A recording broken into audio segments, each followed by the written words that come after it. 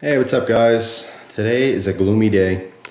It's raining and cold and crappy out. Just kind of hanging out, watching some NASCAR. Yes, I know. I'm very much a fan now. And I decided to do a little knife review. But instead of just starting off on the table, people like seeing this kind of crap. Like what's going on around. What's outside the perimeter. Like here's what I can see, here's the box. What's over there? What's over here? What's on the bottom? This is my new dining room table, which I love. I mean, I absolutely love it. It's a Pottery Barn table, which I could never in a million years afford, but I got one from my friend, and it's just amazing. It's really cool. So anyway, there's the knife we're going to be talking about. The reason I mentioned table is because, I mean, it's solid. It's not fake. Like I've always had fake furniture, you know. I also got that unit over there. You know, it's behind the couch, and I think that's it. But it's actually like real solid wood. But it makes a really nice background. And you give me your opinion. If you don't think so, then you can do something else. By the way, I have to stop tanning because I'm starting to look like an Indian. Not that there's anything wrong with that for any of my Indian viewers, but I'm getting pretty dark. You see me next to my table. All right, so that's enough of the bull crap. Let's get this set up here. A little behind the scenes action. Alright, doing a little adjusting. I'm going to raise my tripod up. This is all the stuff you don't see. And probably for good reason. It's a bunch of waste of time for people who don't like long videos. Alright, that's pretty much where I want to be at. Alright, so pull my chair up behind the tripod, and it's always awkward to reach around things, but that's okay. And here's the knife. Now for those people who really don't have time, I will tell you in advance this could be a very positive review, and I think this is one of Buck's best representations as a company. A lot of times people will ask me questions like, I've never had a Spyderco, what should be my first Spyderco I ever get? Now price is usually the first concern with any kind of knife question. I'm looking for a knife. Well, how much are you looking to spend? That's where you start. Then you go into, okay, well, what kind of knife are you looking for? A folding knife, a fixed blade? Are you looking for a certain type of locking mechanism? You're looking for a certain color, certain materials, big, small, you know, what kind of blade shape? There's a million questions you can ask, right? But I have my go-to knives for all these different companies. So if someone says like, yeah, I want to try a Spyderco. I got like 60, 70 bucks. I say right off the bat, Delica and Endura. Which one you want size-wise? You want something a little bit bigger? Get the Endura. You want something a little smaller? Get the Delica. I don't really have that much money. Okay, get a Tenacious. You know, and we go from there. They have a lot of money to spend. Money's not an issue. Get yourself a paramilitary, you know, or a Mannix or something. So anyway, and every company has that. Like you asked me about Benchmade. 940 is a great knife. Don't have that much money? Okay, check out the Griptilian line, you know, and so forth. Buck is a company that rarely ever comes up in these conversations. You talk about Spyderco, you talk about Benchmade, SOG is another one, CRKT. There's a lot of great companies out there. Buck rarely gets talked about in private messages. People never ask me, I'm looking to get a Buck knife, which one should I get? So I'm just telling you right now, in case that's in your mind and you haven't asked me, this is the one to start off with. For the money, and by the way, I don't want to beat a dead horse here because there's been a million videos like this. This is probably, other than the Spyderco Tenacious, this is probably the most commonly talked about knife on YouTube, period. The Buck Vantage series, there's a bunch of different ones. This is the large Buck Vantage Select. There's a bunch of varieties, and there's even more. I saw on Smoky Mountain Knife Works, they have a bunch of new ones, I think with S30V blades. They're like $100.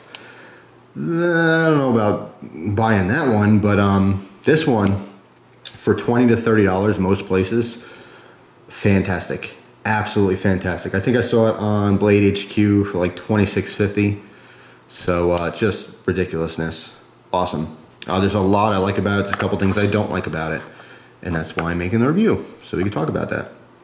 So anyway, let's get down to brass tacks. Here's the box it comes in.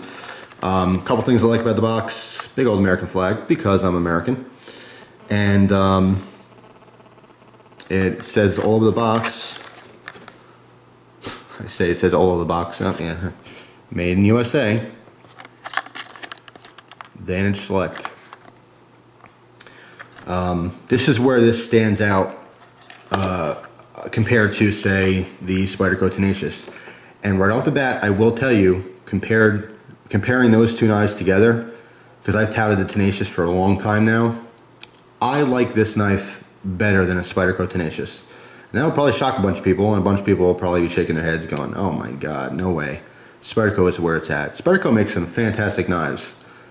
But specifically comparing this knife to the Spyderco Tenacious, I happen to prefer this one. It's not just because it's made in the USA, but because fit, finish, quality, all that kind of stuff. It could be just as good in another country. It just depends on how that company's working over there, what they're doing, you know, what's the quality control. There are people who specifically have a job to go around and make sure the knives are being properly made. Is there some kind of a check on each knife before it gets packed up in a box and shipped out? All those things matter. But generally speaking, not always, but generally speaking, when something's made in the USA, you have a higher attention to detail. Okay, a lot of times these knife companies are making knives overseas because it's just cost effective. Labor laws are different, minimum wage is different, cost of materials are different. It's just, that's why you see everything going out of the country and elsewhere, because it's cheaper. As a businessman, as a company, you know, money is a major issue. A lot of companies stand strong with the, you know, made in America, we're very proud, blah, blah, blah. That's great, that's really good. But sometimes that's bad for business. It really just depends. So you'll see all the major manufacturers, specifically knife companies, because that's what we're talking about here, they all have their cheaper knives that they have done overseas, as you know, in addition to any USA made knives. So anyway, I do think this is fantastic. Let's get rid of the box. Don't need that anymore. There is one thing I did not like about it right off the bat. I can tell you is the pocket clip. Let's start there. It's a fantastic looking pocket clip, and it's a fantastic carrying pocket clip. I mean, tension's perfect. It's a low riding clip, as you can see. I mean, the knife literally disappears in your pocket. All you see is that pocket clip. It's got a nice polish on it, nice design. I love everything about it, except the fact that it is extremely uncomfortable.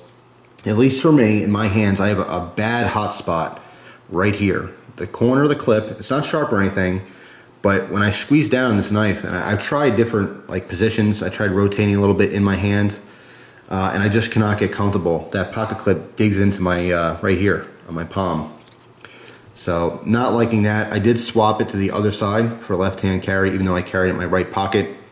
I just happen to carry it with the spine of the blade like this, which is awkward for me as a righty, so I'd have to pull it out and just kind of flip it upside down like that to open it. Not a huge deal. But ultimately what I did was I removed the pocket clip. And when I removed the pocket clip, I found this to be extremely ergonomic.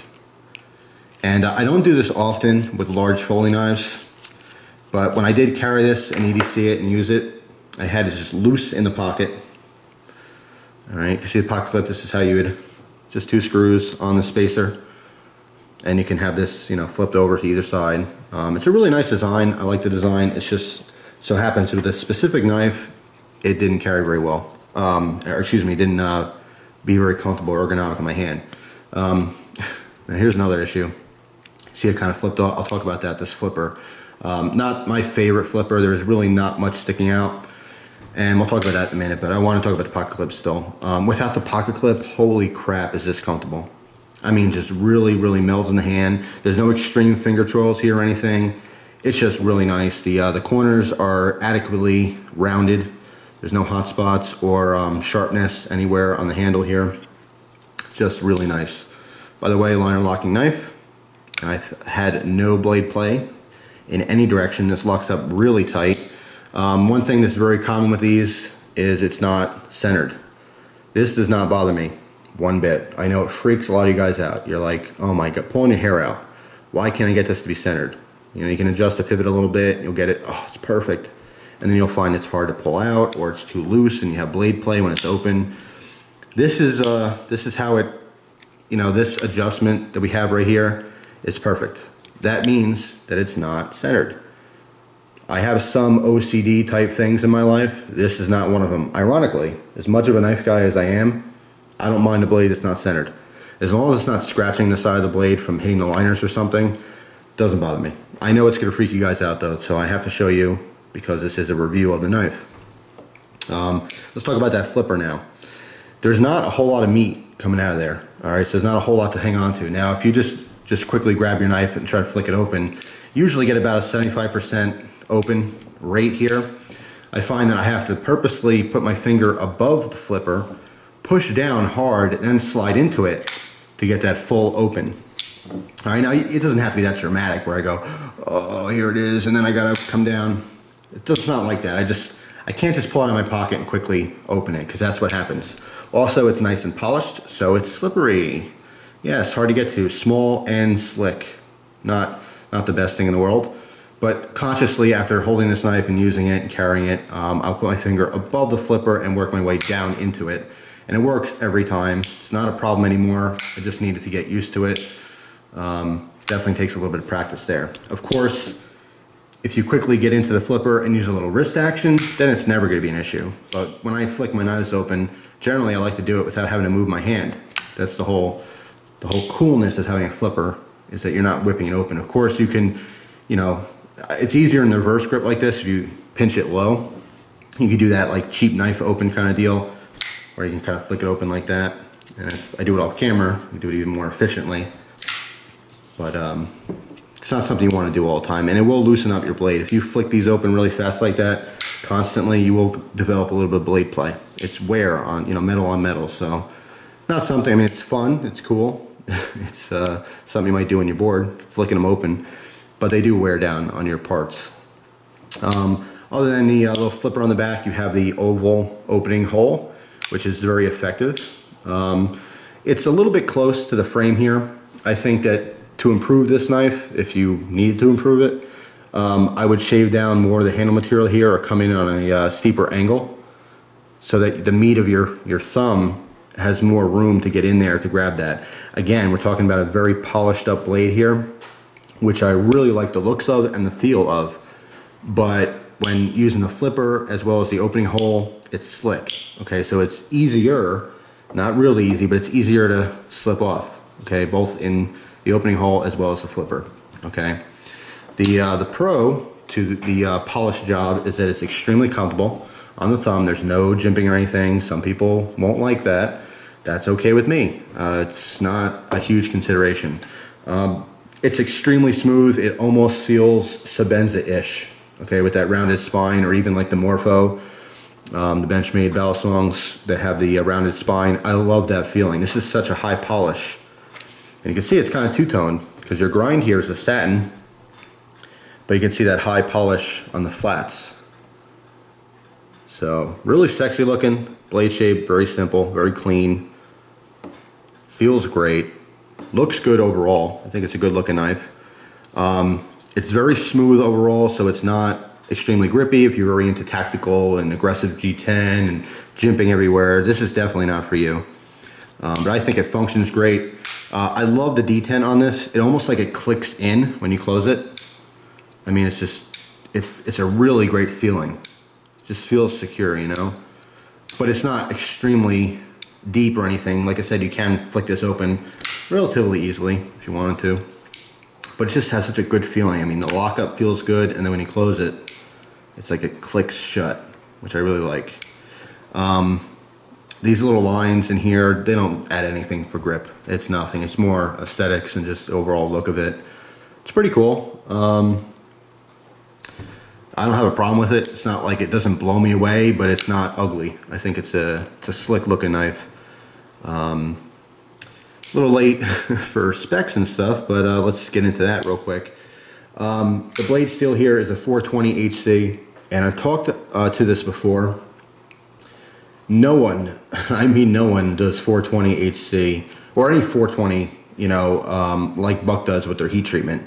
This really outperforms a lot of 440C blades, and certainly a lot of AUS 8 blades that I've used before from many different companies. They use a lot of the Paul Bose heat treatment. And if you don't know who Paul Bose is, he's an interesting character to look up. And you can look up W.R. Case & Son's website, or excuse me, W.R. Case & Son's YouTube page has a nice video with pull bows. So if you want to match a name with a face, a lot of times in the knife community you hear about knife makers and you never know what they look like, or you know what their history is, what their story is, and it's interesting to figure this stuff out. You know, it's all within the hobby. But very, very popular, and for good reason. It's amazing the performance you get out of this soft steel when it's properly heat treated. So really, really like that. Holds a fantastic edge. Like I said, in some cases surpasses 440C and surpasses AUS 8. I would say it holds its edge in some cases almost, not quite, but almost as good as 154 CM from Benchmade, specifically from Benchmade.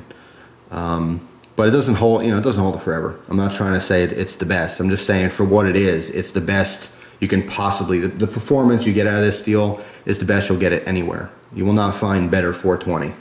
So that's the whole point here. Most blades that are 420 are horrible. I mean, extremely soft. Won't take an edge, and even when it does, it rolls so easily and just bends, and it's just crap.